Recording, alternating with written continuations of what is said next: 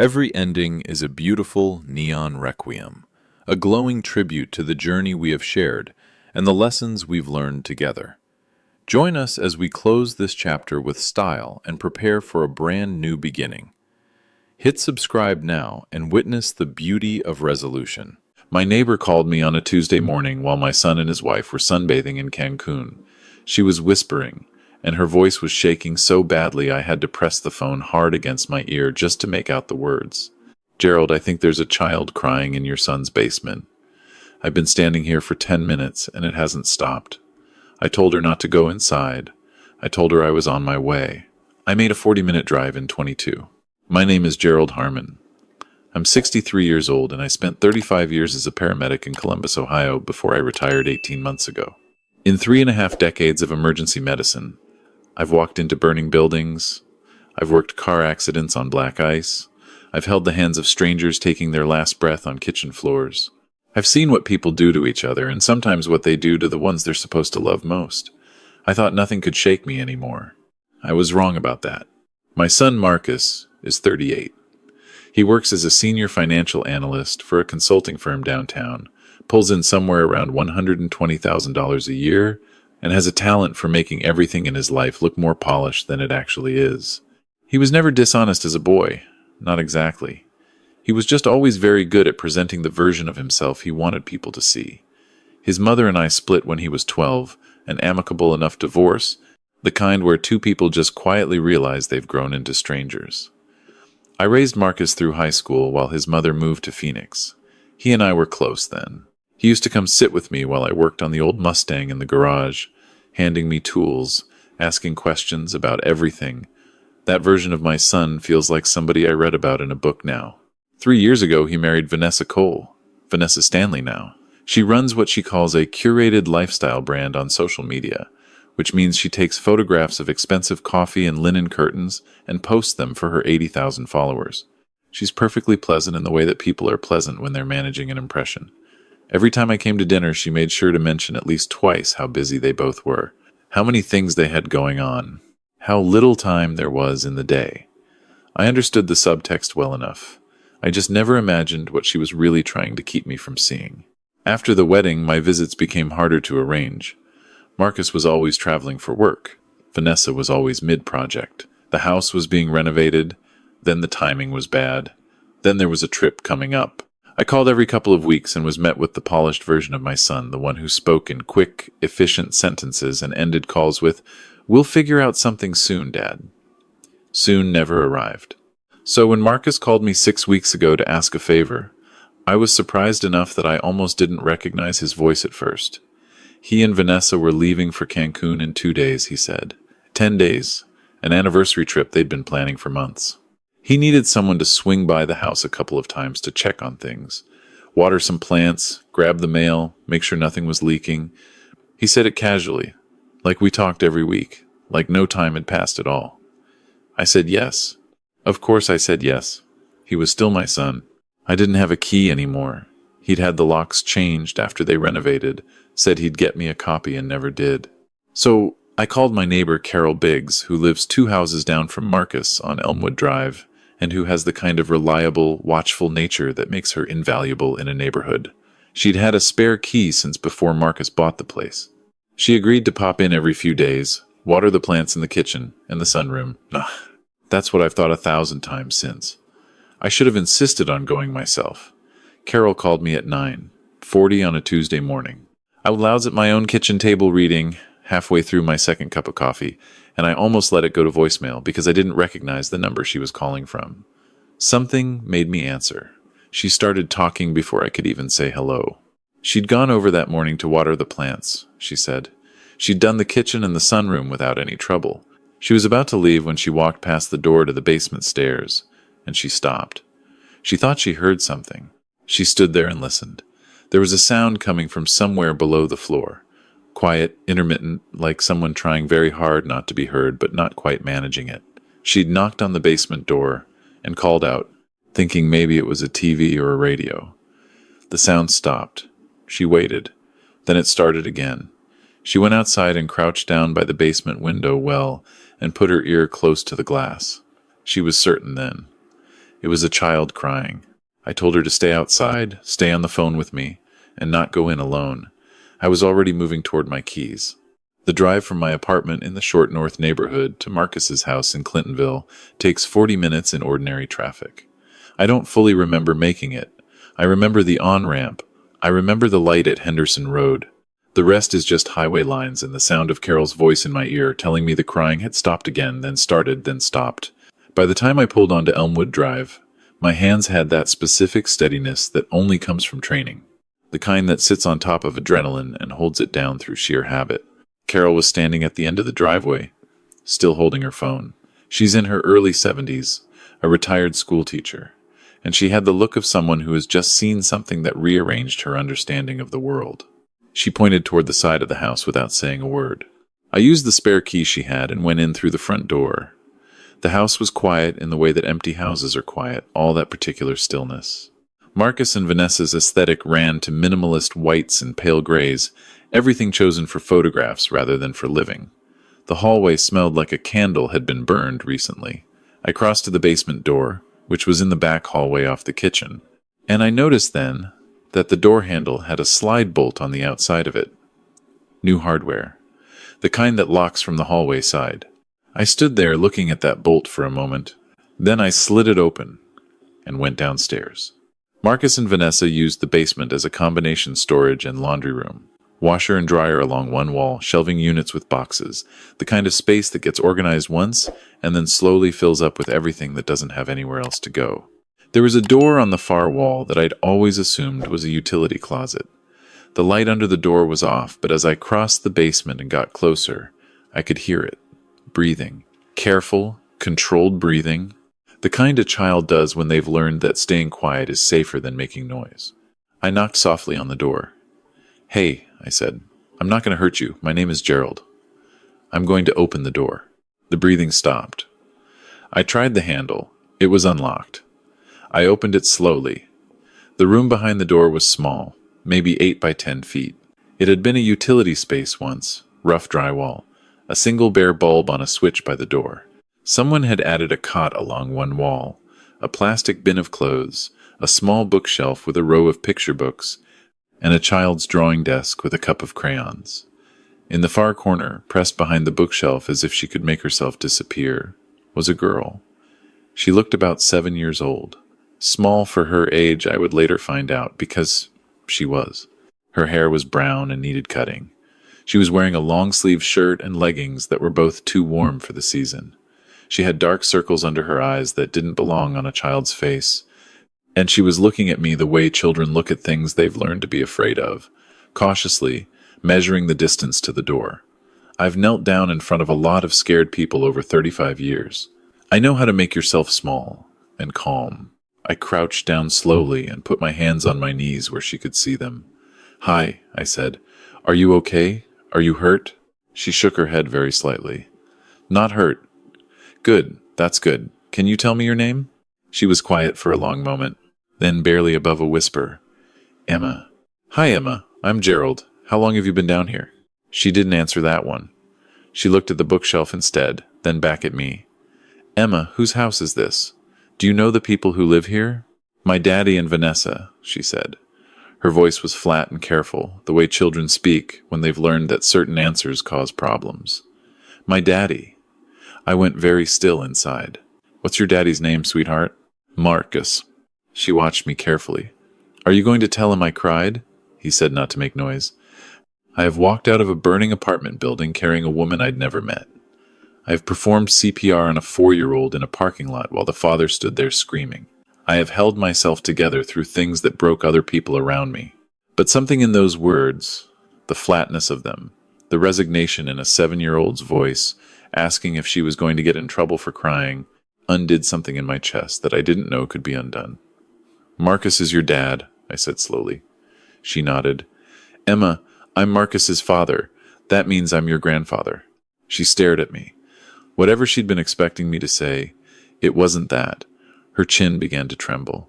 I reached my hand out slowly, palm up, not grabbing, just offering. "You're not in trouble. I promise. And you're not staying down here anymore." She looked at my hand for a long moment. Then she put her small fingers in mine. I called 911 from the basement stairs, and Carol called from the driveway.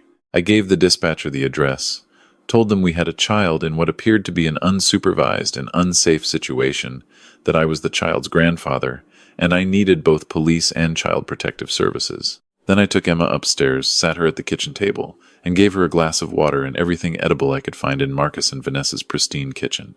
She ate a sleeve of crackers, a string cheese, and 2 granola bars without slowing down.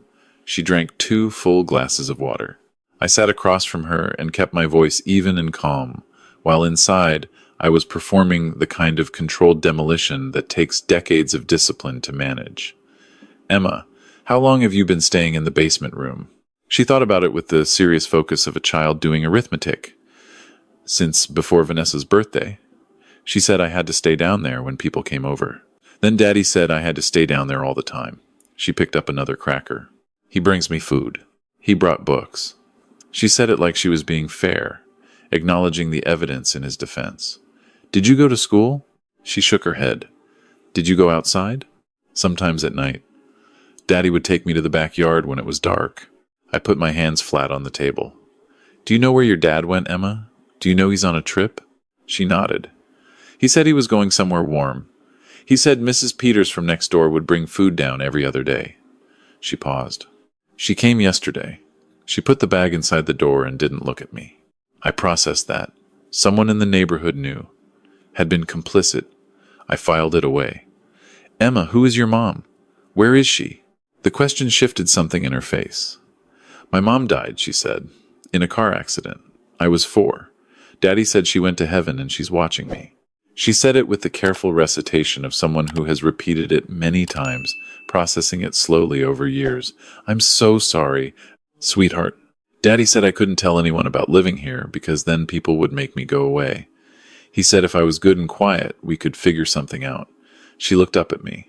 I tried to be good. The police arrived before I could answer her. Officer Dana Kowalski first, then a second unit, then a gray sedan with Franklin County Children's Services plates. I recognized the protocols, the systematic documentation, the way Officer Kowalski cataloged the room with her phone before touching anything, the way the FCCS caseworker, a man in his 40s named Robert Osei, introduced himself to Emma with practiced gentleness and a small stuffed animal from his car. Robert looked at me across the kitchen. You're the grandfather? I am. I didn't know she existed until an hour ago. He held my gaze for a moment. Then he nodded slowly, the kind of nod that means someone has understood more than the words. They took Emma to Nationwide Children's Hospital that afternoon for evaluation.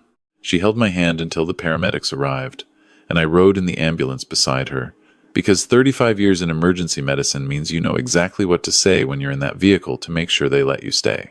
The paramedic on duty, a young woman named Torres, recognized me from the old days and didn't ask twice. At the hospital, while the doctors ran their assessments, Robert Osei sat with me in a consultation room and went through the intake process. He was methodical and thorough. He had the manner of someone who had seen everything and remained humane anyway, which is the hardest thing to maintain in that kind of work. I know it firsthand. The medical findings took 3 hours. Emma was underweight, showing signs of vitamin D deficiency consistent with prolonged limited sun exposure, mild anemia, and what the pediatrician described as elevated cortisol markers indicating chronic stress.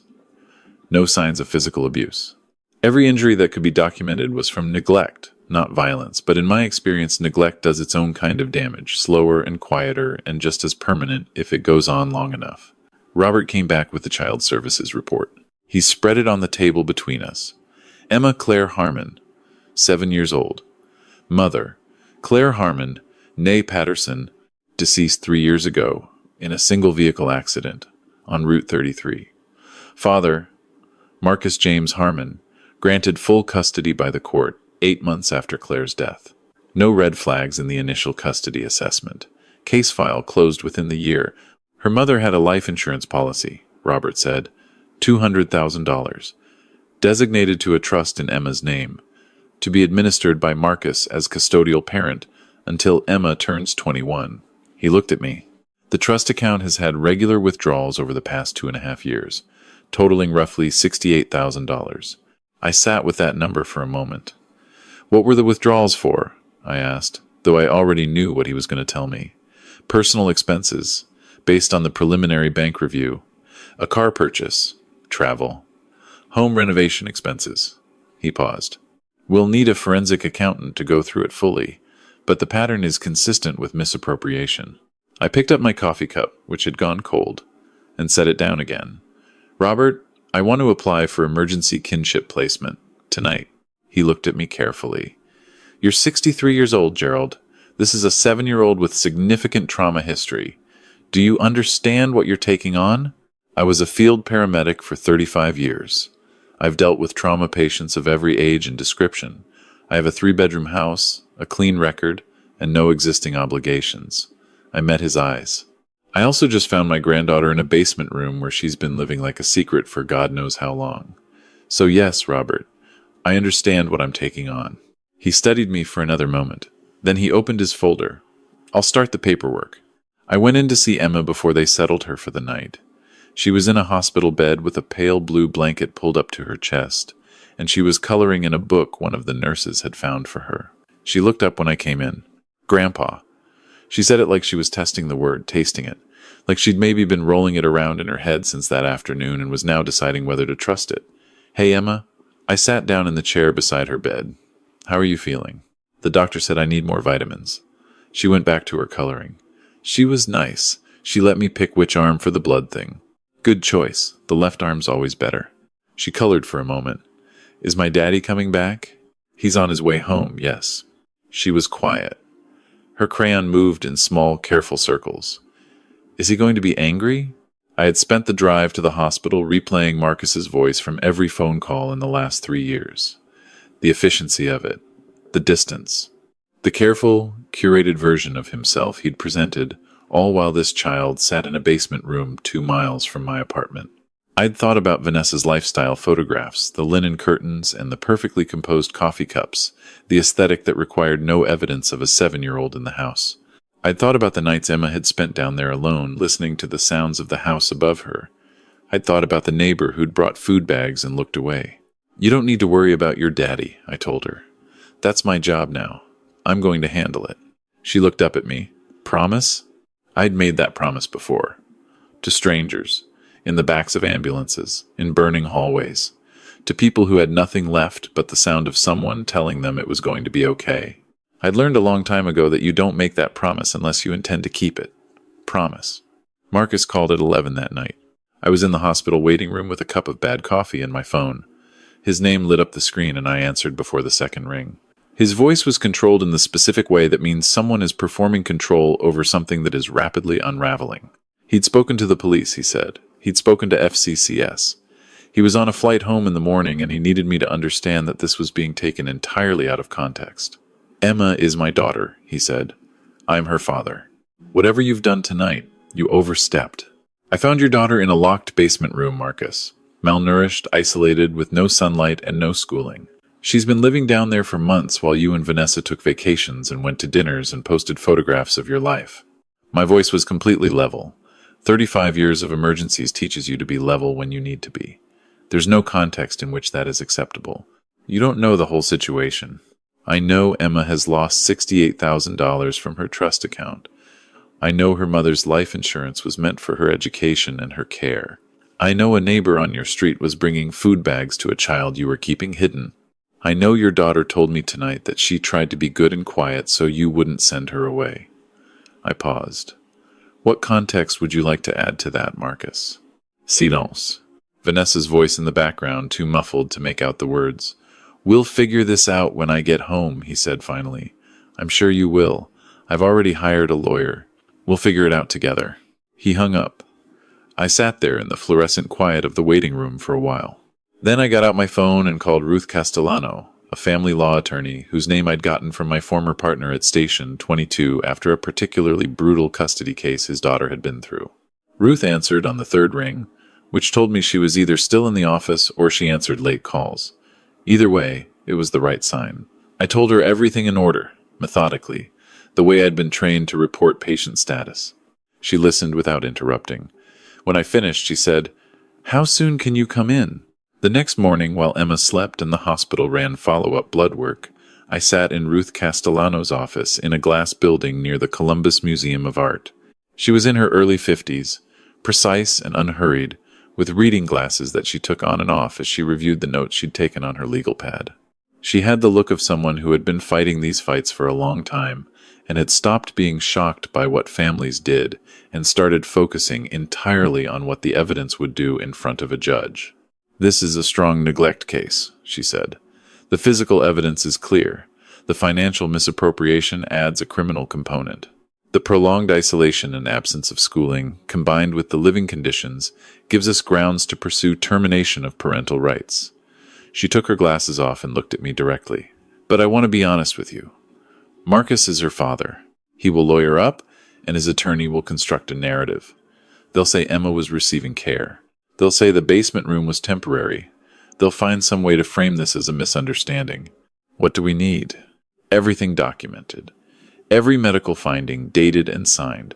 The police and FCCS reports. The bank records showing the trust withdrawals.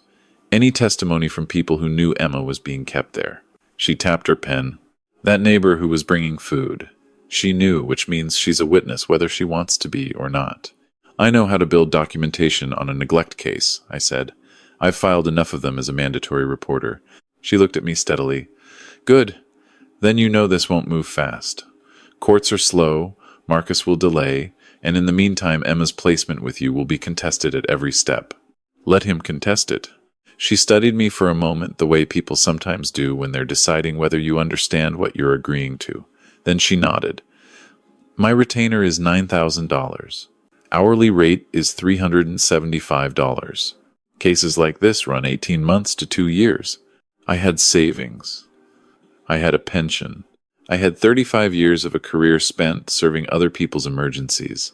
I was finally going to spend some of it on my own. When do we file?" "I already drafted the preliminary motion this morning," she said. "I expected you'd say yes."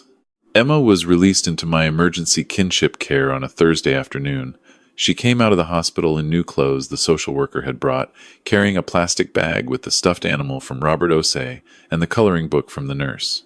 She stood on the sidewalk outside the hospital entrance and looked around at the afternoon light with the careful, uncertain expression of someone who has been in a basement for a long time and is not yet sure the outside world is going to stay. I crouched down next to her. "Ready?" She nodded very carefully. Then she reached up and took my hand. My apartment had 2 bedrooms.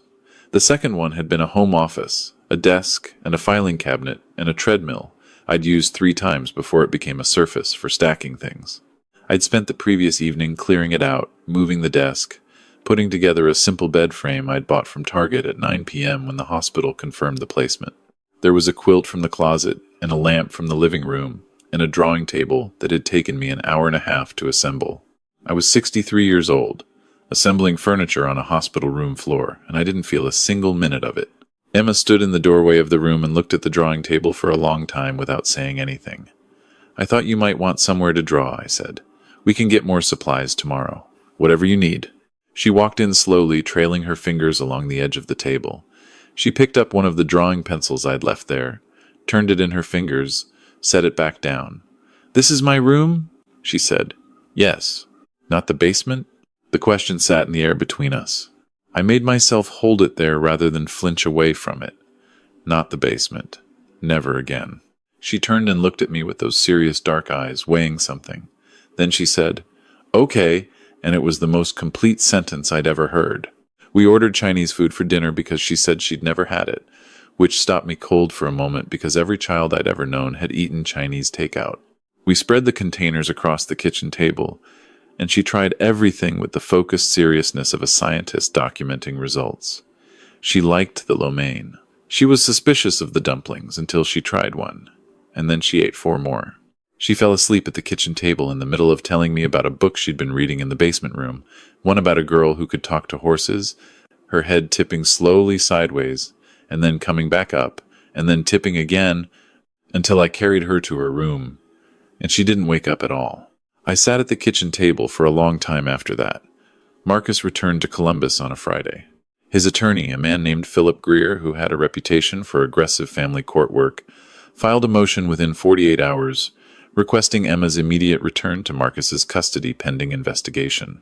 Ruth filed a counter-motion the same day. The system that I'd been part of for 35 years began to move at its characteristic pace, which is to say slowly, but forward. The Columbus Police Department opened a criminal investigation into the trust fund withdrawals. A forensic accountant confirmed within 6 weeks that $71,400 had been redirected from Emma's trust over a period of 28 months. The withdrawals funded, among other things, a lease on a BMW sedan, renovation work on the kitchen and master bathroom, 2 international vacations, and what appeared to be an influencer photography equipment purchase in Vanessa's name. The FCCS investigation found that Emma had been moved to the basement room approximately 14 months earlier, shortly after Marcus and Vanessa began receiving social invitations that would require bringing Emma into visible family life. Before that, she had been kept at home with limited outside contact, no school enrollment, and a rotating schedule of paid babysitters who were instructed not to discuss her. Mrs. Peters from next door, whose full name was Barbara Peters, provided a statement to investigators. She had known about Emma for 8 months. Marcus had told her Emma had social anxiety that required careful management, and that her presence needed to be kept quiet to avoid triggering her. Barbara Peters had believed him. Or she had wanted to believe him. I understood the difference. I'd seen it in families for 35 years, the way people arrange themselves around the story they're given because the alternative is harder to live with. The neighbor believed the story. I didn't need to. At the first custody hearing, Marcus appeared in a well-pressed suit with Philip Greer beside him and presented an argument that framed the basement room as a therapeutic arrangement, that Emma had complex needs, that I was an elderly man with no parenting experience who had disrupted a stable family situation based on a misunderstanding. Philip Greer used the word overreaction 4 times. He used the word context 6. Ruth presented the pediatric medical findings, the trust fund forensic report, the FCCS investigative summary, the police documentation, and the testimony of Robert Osei, who described in specific clinical terms what a child who has spent 14 months in a basement room looks like when she is brought into a hospital. The judge, a woman named Honorable Patricia Langford, who had been on the family court bench for 19 years, listened to everything without expression. Then she issued a temporary ruling extending my emergency kinship placement indefinitely and ordering a full guardian ad litem investigation. She used one sentence that I wrote down on the legal pad Ruth had given me. The evidence before this court does not suggest a misunderstanding. Marcus was formally charged with child neglect and financial exploitation of a minor 4 months after Emma was found. Vanessa was charged as an accessory. The criminal proceedings moved on a separate track from the custody case. Slower, more deliberate, the way criminal courts work. Ruth told me to be patient. I had been patient for a long time already. Emma started 2nd grade at the elementary school 4 blocks from my apartment in September. She had to catch up on more than a year of missed schooling, and she worked at it with the same careful, serious focus she brought to everything. Her teacher, a young woman named Miss Abrams, sent me a note in the 2nd week of school to say that Emma was one of the most focused readers in the class, that she was shy with the other kids but kind, that she had drawn a picture for the classroom wall of a horse standing in a field, and it was, in Miss Abrams's words, remarkably good for her age. I put a copy of that note on my refrigerator. Emma had nightmares for the first 2 months.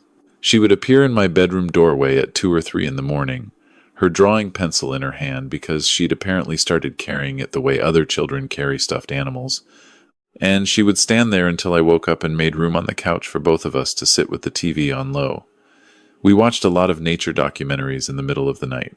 She became particularly attached to a series about deep-sea marine life. She told me once very seriously that she liked it because the ocean was so big that things could stay hidden down there forever, and no one thought that was wrong. It was just how the ocean worked. I thought about that for a long time. In February, 8 months after Emma came to live with me, the family court issued its final ruling. Ruth sat beside me at the plaintiff's table, and I could feel her stillness, the particular professional calm of someone who has done the work and is waiting to see whether it holds. Judge Langford read her ruling for 11 minutes. Marcus's parental rights were terminated. The grounds cited were chronic neglect, prolonged unsafe living conditions, failure to provide education and adequate medical care, and financial exploitation. The court found that reunification would not serve Emma's best interests and that no evidence supported the expectation of meaningful rehabilitation within a timeline compatible with Emma's developmental needs. I was granted full permanent guardianship. The criminal sentencing came 6 weeks later. Marcus received 3 years, with eligibility for parole at 18 months.